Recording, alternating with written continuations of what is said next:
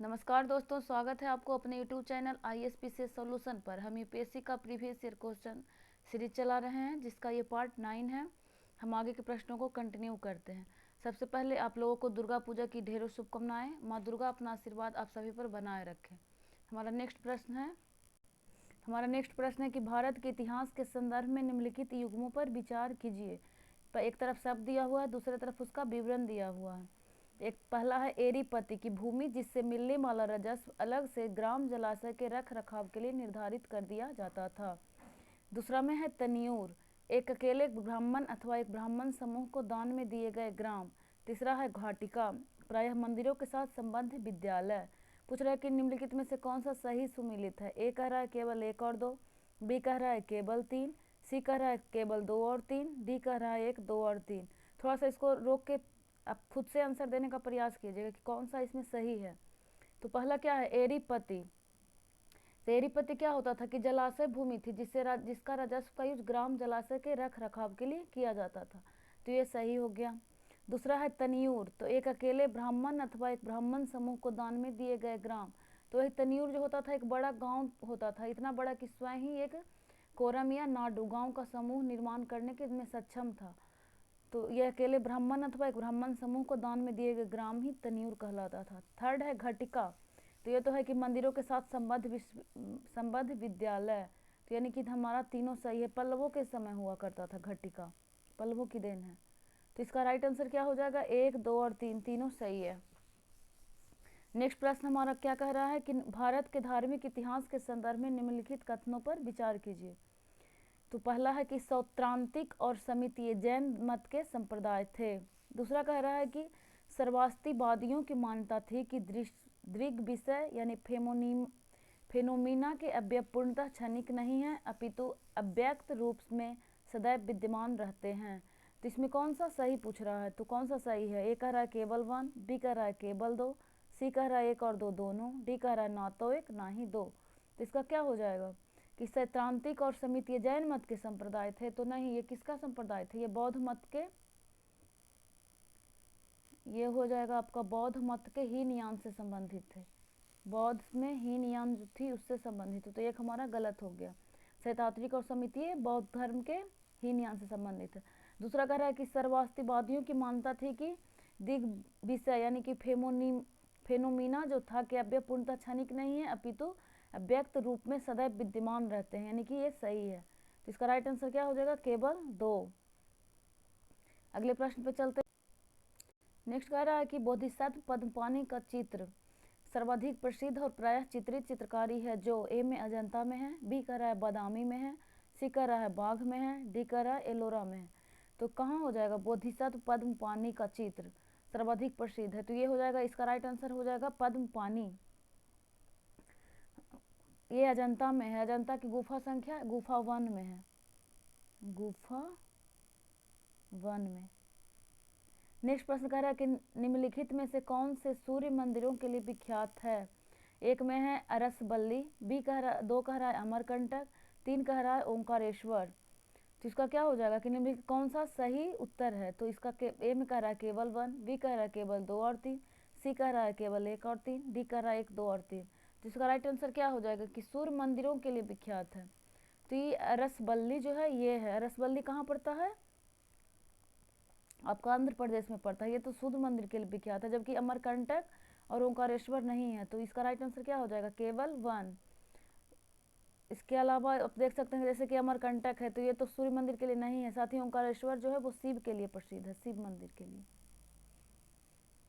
अगला प्रश्न कह रहा है 110 में है कि निम्नलिखित ऋग्वैदिक कालीन आर्यों और सिंधु घाटी के लोगों की संस्कृति के बीच अंतर के संबंध में निम्नलिखित कथनों में से कौन सा सही है। तो एक कह रहा है कि ऋग्वैदिक कालीन आर्य कवच और शिस्त्रांग हेमलेट यानी कि सिर शस्त्रान हेमलेट का उपयोग करते थे, जबकि सिंधु घाटी सभ्यता के लोगों में इनके उपयोग का कोई साक्ष्य नहीं मिला। दूसरा कह रहा है कि ऋग्वैदिक कालीन आर्यों का स्वर्ण चांदी और ताम्र का ज्ञान था, जबकि सिंधु घाटी के लोगों को केवल ताम्र और लोहे का ज्ञान था। थर्ड कह रहा है कि ऋग्वैदिक कालीन आर्यों ने घोड़े को पालतू बना लिया था, जबकि इस बात का कोई साक्ष्य नहीं है कि सिंधु घाटी के लोग इस पशु को जानते थे। अब इसमें पूछ रहा है कि कौन सा सही उत्तर है। ए कह रहा है केवल 1, बी कह रहा है केवल 2 और 3, सी कह रहा है केवल 1 और 3, डी कह रहा है 1, 2 और 3। तो इसका राइट आंसर क्या हो जाएगा? जैसे पहला है कि ऋग्वैदिक कालीन आर्य कवच और सिर शस्त्रान यानी कि हेमलेट का उपयोग करते थे, जबकि सिंधु घाटी सभ्यता के लोगों को इनके उपयोग का कोई साक्ष्य नहीं मिलता है। तो ये सही है, क्योंकि सिंधु घाटी के सभ्यता के लोग शांति प्रिय थे, इसलिए ये लोग को कवच और हेमलेट का जरूरत ही नहीं पड़ता था। दूसरा कह रहा है कि ऋग्वैदिक कालीन आर्यों को स्वर्ण, चांदी और ताम्र का ज्ञान था, जबकि सिंधु घाटी के लोगों को केवल ताम्र और लोहे का ज्ञान था। तो नहीं, लोहा का ज्ञान नहीं था सिंधु घाटी में। लोहा का पहली बार यूज कब मिलता है? तो उत्तर वैदिक काल में, जब अतरंजी खेरा से लोहा मिलता है, उत्तर वैदिक काल में। यानी ऋग्वैदिक में भी नहीं था और सिंधु घाटी में भी नहीं था, यानी 2 हमारा गलत हो जाएगा। थर्ड कह रहा है कि ऋग्वैदिक कालीन आर्यों ने घोड़े को पालतू बना लिया था, जबकि इस बात का कोई साक्ष्य नहीं है कि सिंधु घाटी के लोग इस पशु को जानते थे। तो ये भी सही है, घोड़े का साक्ष्य सिंधु घाटी सभ्यता में थोड़ा बहुत मिला है, इसलिए इसे माना जाता है कि ये लोग नहीं के बराबर जानते थे। इसलिए राइट आंसर क्या हो जाएगा? सी, 1 और 3। नेक्स्ट प्रश्न पे चलते हैं। नेक्स्ट कह रहा है कि निम्नलिखित में से कौन सा एक काकतीय राज्य में अति महत्वपूर्ण समुद्र पतन था? ए में है काकीनाडा, 2 बी में है मोटूपल्ली, सी में है मछलीपट्टनम यानी मसूलीपट्टनम, डी में नेल्लोर। तो इसका राइट आंसर क्या हो जाएगा? काकतीय राज्य में अति महत्वपूर्ण समुद्र पतन था, तो इसका राइट आंसर हो जाएगा बी, मोटूपल्ली, मोटूपल्ली। नेक्स्ट प्रश्न है कि भारत की धार्मिक प्रथाओं के संदर्भ में स्थानकवासी संप्रदाय का संबंध किससे है? ए ऑप्शन कह रहा है कि बौद्ध मत, बी कह रहा है जैन मत, सी कह रहा है वैष्णव मत, डी कह रहा है शैव मत। यानी प्रश्न क्या था कि स्थानकवासी का संबंध किससे है? प्रश्न है कि स्थानकवासी संप्रदाय का संबंध किससे है? हमारा ऑप्शन है ए में बौद्ध मत, बी में जैन मत, सी में वैष्णव मत, डी में शैव मत। तो इसका राइट आंसर क्या हो जाएगा? इसका राइट आंसर हो जाएगा बी, जैन मत। जैन मत में भी किससे संबंधित था? श्वेतांबर जो जैन संप्रदाय है उससे संबंधित है। इसमें एक चीज जैसे देख सकते हैं, जैसे श्वेतांबर जैन संप्रदाय हो गया, तो श्वेतांबर के संस्थापक कौन थे? स्थलवाहु के नेतृत्व में हुआ था। तो वही इससे सा से स्थलवाहु, सा से श्वेतांबर और सा से स्थानकवासी, इसको याद रख सकते हैं। अगला प्रश्न कह रहा है कि भारतीय इतिहास के संदर्भ में निम्नलिखित में से कौन भावी बुद्ध हैं जो संसार की रक्षा हेतु अवतरित होंगे? तो ए में है अवलोकितेश्वर, बी कह रहा है लोकेश्वर, सी कह रहा है मैत्रेय, डी कह रहा है पद्मपाणि। तो इसका राइट आंसर क्या हो जाएगा? भावी बुद्ध किन्हें कहा जाता है? तो भावी बुद्ध मैत्रेय को कहा जाता है। अगला प्रश्न है कि 114 नंबर कह रहा है कि एक तरफ शिल्प दिया हुआ है और दूसरी तरफ है कि किस राज्य की परंपरा है? तो पहला में है पथुकुल्ली शॉल, तमिलनाडु, 2 कह रहा है सुजनी कढ़ाई, महाराष्ट्र, 3 कह रहा है उपाडा जामदानी साड़ी, कर्नाटक। इसमें पूछ रहा है कि सही सुमेलित है। ए में कह रहा है केवल 1, बी कह रहा है केवल 1 और 2, सी कह रहा है केवल 3, डी कह रहा है 2 और 3। तो इसका राइट आंसर क्या हो जाएगा? जैसे पथुकुल्ली शॉल जो है तमिलनाडु में है, 2 में है कि सुजनी कढ़ाई, तो ये महाराष्ट्र में ना होकर के आपका बिहार में है। बिहार।